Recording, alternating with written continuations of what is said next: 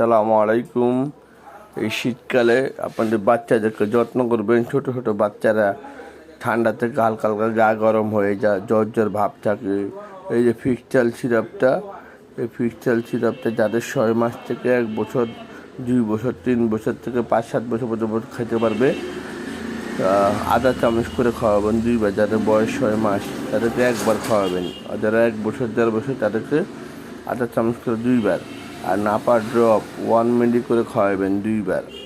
খুবই ভালো একটা সিরাপ, এটা ঠান্ডার জন্য খুবই ভালো এবং উপকার।